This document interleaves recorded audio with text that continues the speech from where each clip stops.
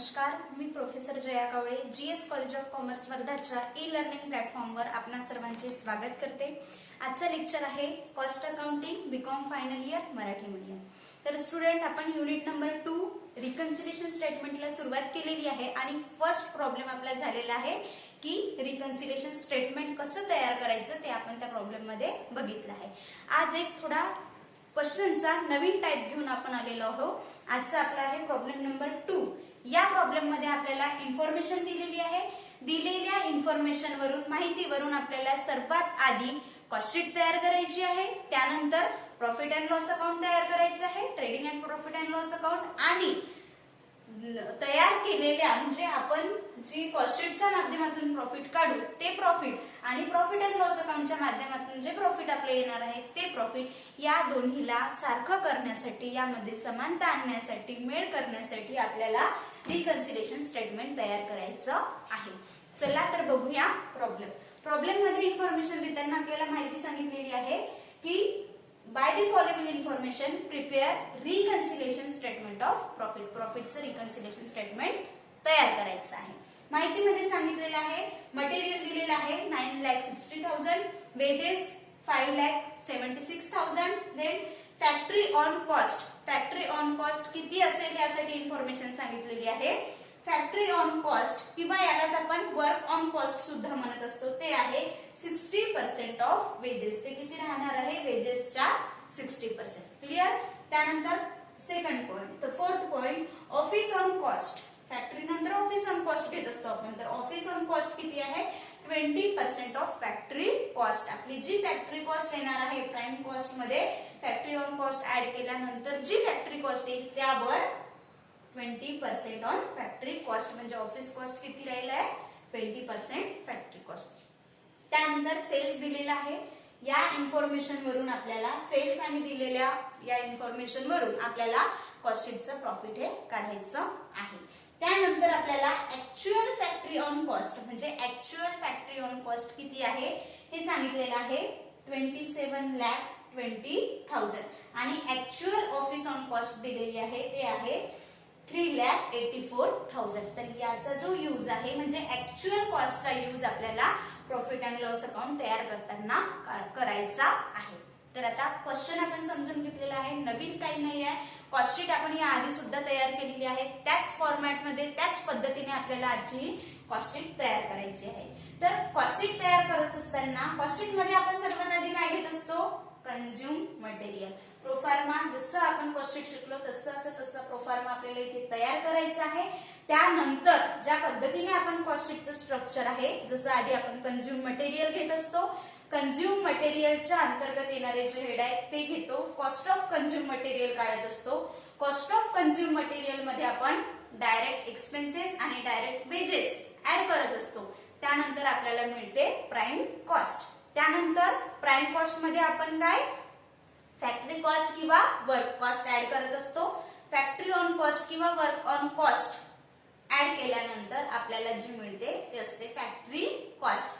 Factory cost मध्ये मग add करत असतो आपण ऑफिस ऑन कॉस्ट किंवा प्रोडक्शन कॉस्ट। तर प्रोडक्शनशी संबंधित, ऑफिसशी संबंधित एक्सपेन्सेस आपण त्यामध्ये ऍड करत असतो। त्यानंतर आपल्याला मिळत असते प्रोडक्शन कॉस्ट। त्यामध्ये selling and distribution expenses add करतो। Selling and distribution expenses add केल्यानंतर आपल्याला मिळत असते टोटल कॉस्ट। आता या टोटल कॉस्टच्या आधारावरून त्यामध्ये प्रॉफिट ऍड वगैरे करून आपण सेल्सची अमाउंट काढतो किंवा सेल्सची अमाउंट दिली असेल तर आपण प्रॉफिट काढत असतो। तर अशा पद्धतीने जे आपलं कॉस्ट शीटचं स्ट्रक्चर आहे अगदी त्याच पद्धतीने आपल्याला इथे कॉस्ट शीट तयार करायची आहे। तर चला सुरुवात करूया कॉस्ट शीटला। आता कॉस्ट शीट मध्ये सर्वात आधी काय येत असते? Consume material. आता कंझ्युम मटेरियल मध्ये सांगत असताना आपल्याला एक तर raw material, opening stock of raw material दिलेलं असते, परचेस ऑफ रॉ मटेरियल दिलेलं असते, किंवा रिटर्न असेल तर रिटर्न ऑफ रॉ मटेरियल, किंवा क्लोजिंग स्टॉक असेल तर closing stock of raw material. या इन्फॉर्मेशन वरून आपण कॉस्ट ऑफ कंझ्युम मटेरियल काढत असतो।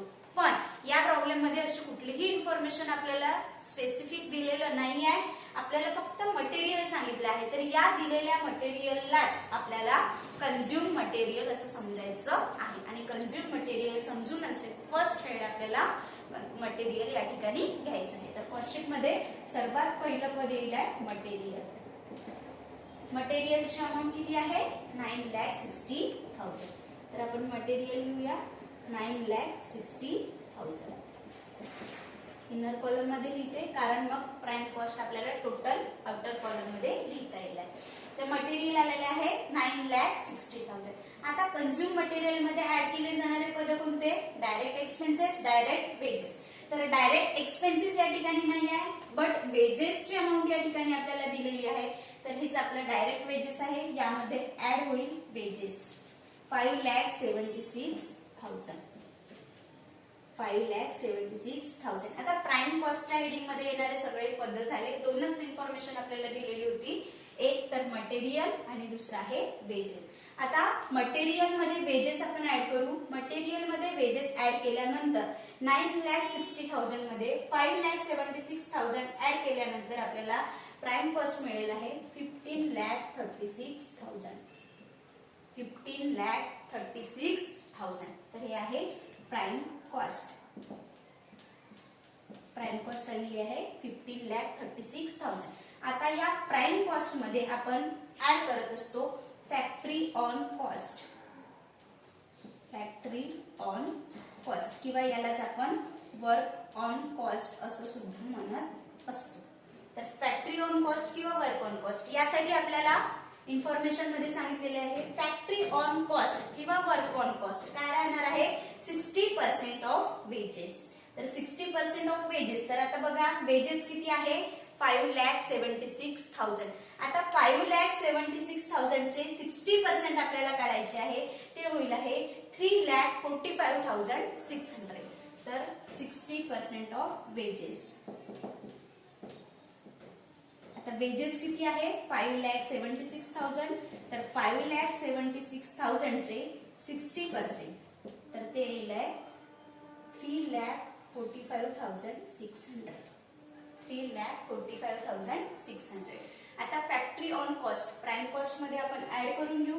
प्राइम कॉस्ट मध्ये फॅक्टरी ऑन कॉस्ट ऍड केल्यानंतर आपल्याला प्राइस मिळते ती आहे 18,81,600.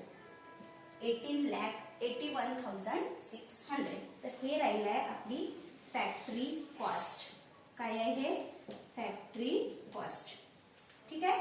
पहिलं हेडिंग झालेलं आहे आपलं प्राइम कॉस्ट. त्यानंतर दुसरं हेडिंग काढलेलं आहे आपण शोधून फॅक्टरी कॉस्ट. आता दे यामध्ये ऍड करत असतो आपण office on cost. Office on cost किंवा याला प्रोडक्शन कॉस्ट असं सुद्धा आपण म्हणत असतो. प्रोडक्शन कॉस्ट किंवा ऑफिस ऑन कॉस्ट. तर ऑफिस ऑन कॉस्ट साठी आपल्याला इन्फॉर्मेशन दिलेली आहे. बघा काय सांगितलेलं आहे office on cost 20% of factory cost. Office on cost ही किती राहणार आहे 20% ऑफ फॅक्टरी कॉस्ट. आता फॅक्टरी कॉस्ट किती आलेली आहे आपली फॅक्टरी कॉस्ट बघा 18,81,600. तर या 18,81,600 चे किती घ्यायचे आहे आपल्याला 20%. तर 18,81,600 चे 20% होत आहे 3,76,320. 3,76,320. तर हे आहे 20% ऑन फॅक्टरी कॉस्ट.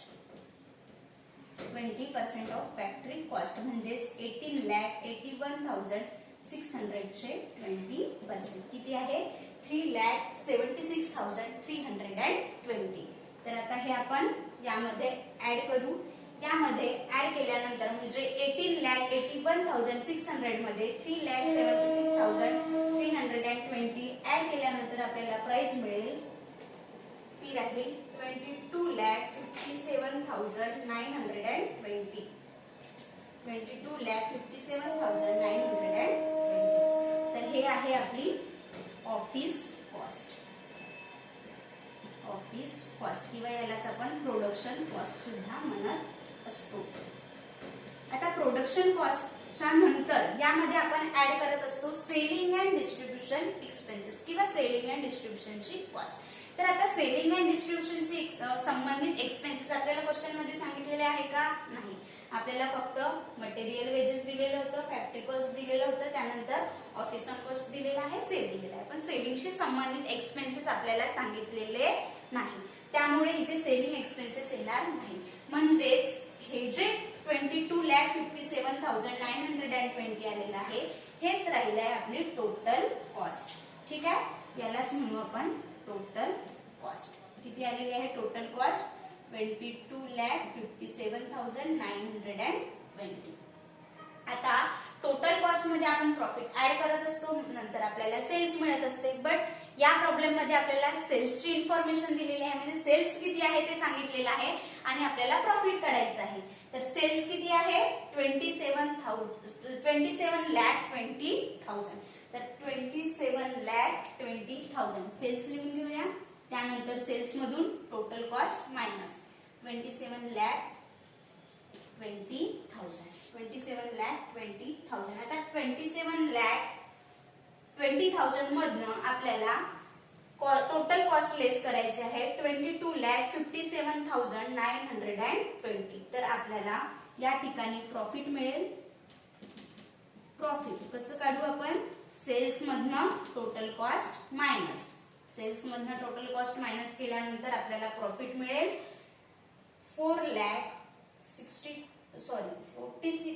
4,62,080. तर ते सेल्स टोटल होऊन जाईल आहे आपलं 27,20,000. प्रॉफिट किती आलेला आहे? 4,62,080. अशा पद्धतीने आपण कॉस्टशीट तयार केलेली आहे. कॉस्टशीटच्या माध्यमाने आपला मेन इथे उद्देश काय होता की आपल्याला या ठिकाणी कॉस्टशीटचं प्रॉफिट माहिती करून घ्यायचं होतं.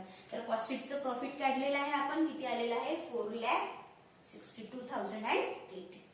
कॉस्टशीटचं प्रॉफिट आता आपल्याला मिळालेलं आहे. आता आपल्याला पाहिजे आहे trading and profit and loss अकाउंटचं प्रॉफिट किंवा प्रॉफिट अँड लॉस अकाउंटचं प्रॉफिट. तर प्रॉफिट अँड लॉस अकाउंटचं प्रॉफिट आपल्याला काढण्यासाठी काय करावं लागेल? Trading and profit and loss account तयार करावं लागेल. तर आपण trading and profit and loss account तयार केलेलं आहे. दिलेल्या माहितीच्या आधारावरून यामध्ये आपल्याला व्हॅल्यू ठेवायचे आहे, म्हणजे ट्रेडिंग आणि प्रॉफिट अँड लॉस अकाउंटिंगशी संबंधित जेही पद आपल्याला दिलेले आहे ते आपल्याला trading and profit and loss account मध्ये लिहायचे आहे. तर यामध्ये बघा trading and profit and loss अकाउंटशी संबंधित सर्वात आधी पहिल्यापासून सुरुवात करूया. पहिले दिलेलं आहे आपल्याला आधी मटेरियल. तर मटेरियल किती आहे? 9,60,000. तर ट्रेडिंग अकाउंट मध्ये येईल ते मटेरियल अमाऊंट आहे 9,60,000. 9,60,000. त्यानंतर या ठिकाणी येईल वेजेस किती दिलेले आहे? वेजेसची सुद्धा जेवढी दिलेली आहे अमाऊंट तीच 5,76,000. तर वेजेस आहे 5,76,000. त्यानंतर मटेरियल झालं, वेजेस झालं, म्हणजे हे ट्रेडिंग अकाउंटशी संबंधित पद झाली. आता प्रॉफिट अँड लॉस अकाउंट एकत्र कंबाईन आपण तयार केलेलं आहे, त्याच्यामुळे आपण प्रॉफिट अँड लॉस अकाउंटचे पद सुद्धा त्यामध्ये घेणार आहोत. आता प्रॉफिट अँड लॉस अकाउंट मध्ये जे फॅक्टरी ऑन कॉस्ट किंवा फॅक्टरी कॉस्ट दिलेली आहे आणि ऑफिस कॉस्ट दिलेली आहे, तर ही जी इन्फॉर्मेशन आहे ही आपल्याला कॉस्टशीट साठी दिलेली होती. कशासाठी? कॉस्टशीट साठी दिलेली होती. बट जे ऍक्च्युअल कॉस्ट आपल्याला दिलेली आहे, ऍक्च्युअल फॅक्टरी ऑन कॉस्ट आणि ऍक्च्युअल ऑफिस ऑन कॉस्ट, तर ही माहिती आपल्याला प्रॉफिट अँड लॉस अकाउंट साठी दिलेली आहे. म्हणजे ऍक्च्युअल एक्सपेन्सेस काय झाले आहे. कारण फायनान्शियल अकाउंट मध्ये जेव्हा आपण फायनल अकाउंट तयार करत असताना प्रॉफिट अँड लॉस अकाउंट घेत असतो, त्यामध्ये आपल्याला काय ऍक्च्युअल एक्सपेन्सेस घ्यावा लागतो, म्हणजे जो प्रत्यक्ष एक्सपेन्सेस झालेला आहे. आणि प्रत्यक्ष एक्सपेन्सेस किती झालेला आहे? तर फॅक्टरीवर किती झालेला आहे? 27 लाख. ऍक्च्युअल जो फॅक्टरी कॉस्ट आहे तो फॅक्टरीशी संबंधित एक्सपेन्सेस आहे तो आहे 3,44,000. ऍक्च्युअल एक्सपेन्सेस आहे 3,44,000 आणि ऍक्च्युअल ऑफिस ऑन कॉस्ट आहे 3,84,000. तर या ठिकाणी जेव्हा प्रॉफिट अँड लॉस अकाउंट मध्ये आपण पद घेणार आहोत तर ते ऍक्च्युअल कॉस्ट नुसार घ्यायचे. तर आता सर्वात आधी घेऊया आपण फॅक्टरी ऑन कॉस्ट. तर फॅक्टरी ऑन कॉस्टचा ऍक्च्युअल एक्सपेन्सेस किती? 3,44,000. 3,44,000. देन सेकंड जो आहे ऍक्च्युअल ऑफिस ऑन कॉस्ट. तर ऍक्च्युअल ऑफिस ऑन कॉस्ट किती आहे? 3,84,000. Actual office on cost 3,84,000. तर ऑफिस ऑन कॉस्ट 3,84,000. ठीक आहे. आता जे एक्सपेन्सेसशी संबंधित इन्फॉर्मेशन होती. एक्सपेन्सेस आपण सर्व लिहिलेले आहे. आता देन दुसरी साइड आहे ती आहे आपली क्रेडिट साइड. या साइडला आपण इन्कम घेत असतो. तर इन्कम आपल्याला या ठिकाणी इन्कम जे सेल्स दिलेले आहे ते काय आहे आपलं इन्कम आहे. ट्रेडिंग अकाउंट मध्ये आपण घेत असतो. तर या ठिकाणी क्रेडिट साइडला इन्कम इन सेल्स किती आहे 27,20,000. 27,20,000. आता trading and profit and loss account आपल्याला क्लोज करायचं आहे. दिलेली सर्व इन्फॉर्मेशन घेतली. इन्कम साइडला सेल्स घेतलं. 4 एक्सपेन्सेस आपल्याला दिलेले होते ते एक्सपेन्सेस आपण घेतले. मटेरियल आणि वेजेस ऍज इट इज ज्या व्हॅल्यूवर आपल्याला दिलेलं होतं ती व्हॅल्यू घेतली. मात्र फॅक्टरी ऑन कॉस्ट आणि ऑफिस ऑन कॉस्टची जी एक्सपेन्सेस आहे व्हॅल्यू आहे ती आपल्याला ऍक्च्युअल व्हॅल्यू दिलेली होती. त्यामुळे आपण फायनान्शियल अकाउंट मध्ये ते घेताना ऍक्च्युअल व्हॅल्यू नुसार घेतलेलं आहे. आता आपल्याला प्रॉफिट अँड लॉस अकाउंटचं बॅलन्सिंग करायचं आहे. म्हणजेच आपल्याला profit and loss find out करायचा आहे. तर profit and loss account loss find out करत असताना क्रेडिट साइडची टोटल आपण आधी करत असतो. तर क्रेडिट साइडची टोटल होईल डायरेक्ट 27,20,000. त्यानंतर 27,20,000 मधनं आपल्याला डेबिट साइडचे सगळेचे सगळे पद 9,60,000, 5,76,000, 3,44,000 आणि 3,84,000 आपल्याला लेस करायचे आहे. ते मायनस केल्यानंतर आपल्याला या ठिकाणी मिळेल प्रॉफिट. या ठिकाणी आपल्याला प्रॉफिट मिळेल आणि ते प्रॉफिट राहिलंय आपलं 4,56,000. 4,56,000 आणि अशा पद्धतीने प्रॉफिट अँड लॉस अकाउंटची टोटल होईल आहे 27,20,000. 27,20,000 आणि trading and profit and loss account या ठिकाणी क्लोज. आता आपल्याला जे प्रॉफिट पाहिजे होतं फायनान्शियल अकाउंटिंगच्या माध्यमाने येणारं ते प्रॉफिट आपण या ठिकाणी शोधून काढलेलं आहे. ते प्रॉफिट आहे 4,56,000. आता बघा आपल्याला जे रिकन्सिलेशन स्टेटमेंट तयार करायचं आहे त्यासाठी आपल्याला कॉस्ट अकाउंटिंगचं प्रॉफिट पाहिजे होतं. म्हणजे कॉस्ट शीटच्या माध्यमाने आलेलं प्रॉफिट आणि फायनान्शियल अकाउंटिंगच्या माध्यमाने आलेलं प्रॉफिट. तर दोन्ही प्रॉफिट आता आपल्याकडे आहे. बघा कॉस्ट शीटच्या माध्यमातून आलेलं प्रॉफिट आपल्याकडे आहे 4,62,080. 4,62,080 आणि फायनान्शियल अकाउंटिंगच्या माध्यमातून आलेलं प्रॉफिट आहे आपलं 4,56,000. आता हे दोन्ही जे प्रॉफिट आहे हे सारखे राहायला पाहिजे होते. कारण जर एक बिझनेस आहे आणि बिझनेस मध्ये जर ट्रान्झॅक्शन होत आहे त्याचा रेकॉर्ड दोन्ही ठिकाणी ठेवला जात आहे तर त्या रेकॉर्डच्या माध्यमातून शेवटी जो आलेला नफा किंवा तोटा आहे तो नफा तोटा सारखा राहायला पाहिजे. पण तो नफा तोटा सारखा आलेला नाहीये. तर आता तो नफा आपल्याला सारखा करण्यासाठी जो वेगवेगळा आलेला आहे म्हणजे 4,62,080 इथे आलेला आहे. इथे 4,56,000 आलेलं आहे. म्हणजे काय की या ठिकाणी आपलं कॉस्ट शीटचं जे प्रॉफिट आहे ते कॉस्ट शीटचं प्रॉफिट आपल्या trading and profit and loss अकाउंटच्या प्रॉफिट पेक्षा कसं दिसत आहे जास्त दिसत आहे. तर आता आपल्याला त्याला सारखं करायचं आहे आणि सारखं करण्यासाठी आपल्याला रिकन्सिलेशन स्टेटमेंट तयार करायचं आहे. रिकन्सिलेशन स्टेटमेंट कशासाठी तयार करत आहे आपण तर कॉस्ट शीटच्या माध्यमातून आलेलं प्रॉफिट आणि फायनान्शियल अकाउंटिंगच्या माध्यमातून आलेलं प्रॉफिट हे जे कमी जास्त आहे याला सारखं करण्यासाठी आपल्याला रिकन्सिलेशन स्टेटमेंट तयार करायचं आहे. आता रिकन्सिलेशन स्टेटमेंट तयार करताना ज्या महत्त्वाच्या 4 गोष्टी आहेत त्या गोष्टी मी तुम्हाला सांगितल्या होत्या. सर्वात आधी इथे आपल्याला कॉस्ट शीटचं प्रॉफिट घ्यायचं आहे. ठीक आहे. तर कॉस्ट शीटचं प्रॉफिट आपण घेऊन घ्या. Profit as per cost sheet.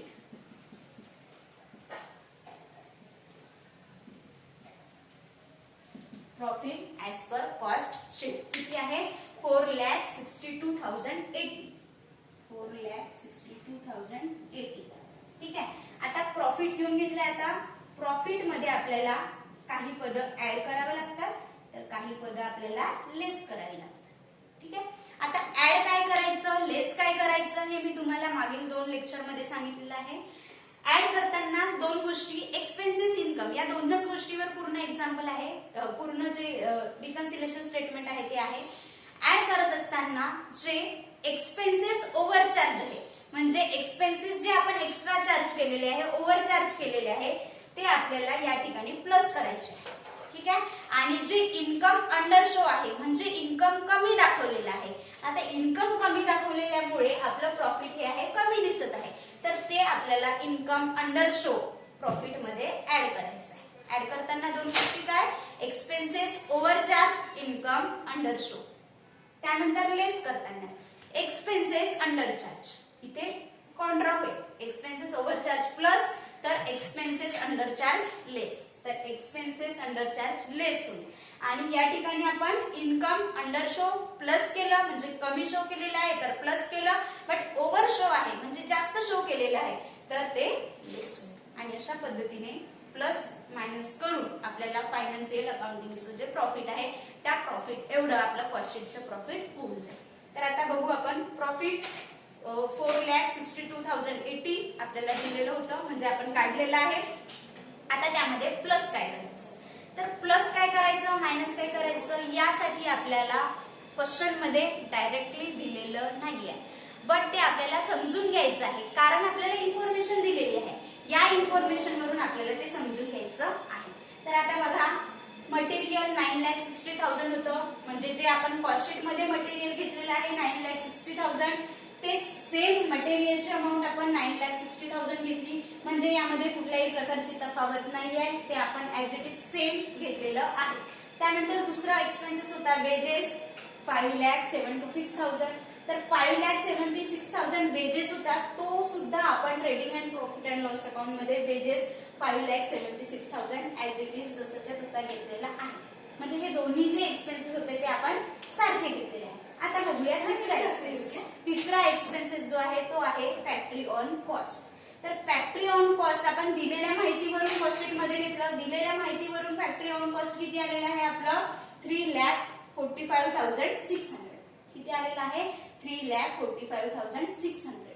But actual factory cost आपल्याला क्वेश्चन मध्ये दिलेला होता, तर ऍक्च्युअल फॅक्टरी कॉस्ट किती आहे आपला 3,44,000. तर 3,44,000 ऍक्च्युअल आपला एक्सपेन्सेस आहे फॅक्टरी कॉस्टचा, बट आपण कॉस्ट शीट मध्ये किती घेतलेला आहे 3,45,600. ऍक्च्युअल किती आहे 3,44,000. म्हणजे इथे बघा कॉस्ट शीट मध्ये एक्सपेन्सेस घेताना आपण एक्स्ट्रा घेतलेला आहे म्हणजे जास्त एक्सपेन्सेस घेतलेला आहे. हालाकी एक्सपेन्सेस किती आहे ऍक्च्युअल 3,44,000. जो ऍक्च्युअल आहे तो आपण फायनान्शियल अकाउंट मध्ये घेतलेला आहे 3,44,000. याचमुळे या ठिकाणी या एक्सपेन्सेस मुळे सुद्धा प्रॉफिट अँड लॉस अकाउंट आपलं कमी झालेलं आहे किंवा कमी जास्त आलेलं आहे. काय कारण आहे की जो एक्सपेन्सेस आपण कमी घ्यायला पाहिजे होता म्हणजे जो एक्सपेन्सेस 3,44,000 असायला पाहिजे होता तो एक्सपेन्सेस आपण किती घेतलेला आहे 3,45,600. म्हणजेच काय या ठिकाणी आपण एक्सपेन्सेस जो आहे तो एक्सपेन्सेस जास्त घेतलेला आहे, एक्स्ट्रा घेतलेला आहे. म्हणजेच काय आहे एक्सपेन्सेस ओव्हरचार्ज. काय आहे एक्सपेन्सेस ओव्हरचार्ज. त्यामुळे एक्सपेन्सेस ओव्हरचार्ज म्हणजे जास्त लिहिलेलं आहे. आता एक्सपेन्सेस जास्त घेतला आहे त्यामुळे प्रॉफिट जे आहे ते प्रॉफिट आपलं कमी दिसत आहे. आता प्रॉफिट कमी दिसत आहे तर ते आपल्याला प्रॉफिट वाढवायचं आहे. जेवढं आपण एक्सपेन्सेस कमी घेतलं तेवढ्याने आपलं आता प्रॉफिट वाढेल. म्हणजेच आपल्याला एक्सपेन्सेस ओव्हरचार्ज जे आहे ते या ठिकाणी आपल्याला ऍड करायचं आहे. तर या ठिकाणी ऍड होईल एक्सपेन्सेस ओव्हरचार्ज. तर एक्सपेन्सेस ओव्हरचार्जच्या ठिकाणी एक्सपेन्सेस कोणता आहे आता हा फॅक्टरी कॉस्ट. तर आपण फॅक्टरी कॉस्ट ओव्हरचार्ज असं सुद्धा घेऊ शकतो. एक्सपेन्सेस ओव्हरचार्ज यामध्ये आपण ऍड करतो तर ते आहे फॅक्टरी कॉस्ट किंवा फॅक्टरी कॉस्ट ओव्हरचार्ज. आता ओव्हरचार्ज किती आहे तर आपण घेतलेला किती आहे 3,45,600. ऍक्च्युअल किती आहे 3,44,000.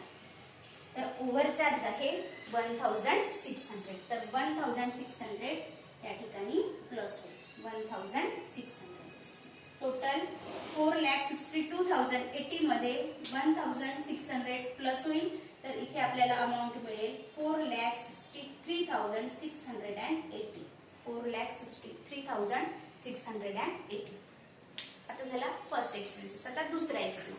दुसरा एक्सपेन्सेस आपल्याला काय दिलेला होता ऑफिस ऑन कॉस्ट. तर ऑफिस ऑन कॉस्ट आपण कॉस्ट शीट मध्ये कशी घेतलेली आहे दिलेल्या माहितीनुसार 20% ऑफ फॅक्टरी कॉस्ट. तर फॅक्टरी कॉस्टच्या 20% फॅक्टरी कॉस्ट किती घेतलेली आहे आपण ऑफिस ऑन कॉस्ट किती घेतलेली आहे फॅक्टरी कॉस्टच्या 20% म्हणजेच 3,76,320 3,76,320 but actual office on cost किती होतं आपला 3,84,000 आता 3,84,000 ऍक्च्युअल होतं बट आपण घेतलं किती 3,76,320 म्हणजेच या ठिकाणी आपण जी ऑफिस कॉस्ट आहे ती ऑफिस कॉस्ट कमी घेतलेली आहे आता ऑफिस कॉस्ट कमी घेतलेली आहे म्हणजे एक्सपेन्सेस आपण कमी दाखवलेले आहे एक्सपेन्सेस कमी दाखवल्यामुळे आपलं प्रॉफिट जे आहे ते प्रॉफिट जास्त दिसत आहे आता प्रॉफिट जास्त दिसत आहे आता त्याला आपल्याला सारखं करायचं आहे तर जे एक्सपेन्सेस आपण कमी दाखवलेले आहे ते आपण या ठिकाणी आता मायनस करू तर या ठिकाणी जे एक्सपेन्सेस अंडर चार्ज आहे ते लेस एक्सपेन्सेस अंडर चार्ज कुठला एक्सपेन्सेस अंडर चार्ज आहे म्हणजे कुठला एक्सपेन्सेस आपण कमी दाखवलेला आहे ते आहे office on cost under charge आता किती कमी दाखवलेला आहे तर आपल्याला कॅल्क्युलेशन 3,84,000 असायला पाहिजे होता म्हणजे 3,84,000 तर आपण लिहिलेला किती आहे तो आहे 3,76,320 किती कमी दाखवलेला आहे तर तो आहे 7,680 तर आता या टोटल मधून म्हणजे 4,63,680 मधनं आपल्याला 7,680 लेस करायचं आहे तर आपल्याला जे प्रॉफिट मिळेल ते राहिलं आहे आपलं 4,56,000 प्रॉफिट 4,56,000 कॉस्टचं प्रॉफिट 4,62,080 होतं आपण त्याला रिकन्सिलेशन मध्ये त्याला जेवढं आपलं फायनान्शियल अकाउंटिंगचं प्रॉफिट होतं तेवढं 4,56,000 आणलेलं आहे बघा फायनान्शियल अकाउंटिंगचं प्रॉफिट 4,56,000 आता जे आपलं कॉस्टचं प्रॉफिट होतं तेवढं आपलं प्रॉफिट आलेलं आहे किंवा याला आपण profit as per financial account असं सुद्धा लिहू शकतो तर रिकन्सिलेशन स्टेटमेंट बनवण्याच्या मागचा जो आपला उद्देश होता की कॉस्ट च्या माध्यमातून आलेलं प्रॉफिट आणि फायनान्शियल अकाउंटिंगच्या माध्यमातून आलेलं प्रॉफिट हे जे कमी जास्त होतं ते आपण या ठिकाणी टॅली केलेलं आहे रिकन्सिलेशन स्टेटमेंटच्या माध्यमातून तर याचं सेकंड एक्झाम्पल आपलं होतं यानंतर पुन्हा भेटूया नेक्स्ट लेक्चरमध्ये नेक्स्ट एक्झाम्पल सोबत तोपर्यंत धन्यवाद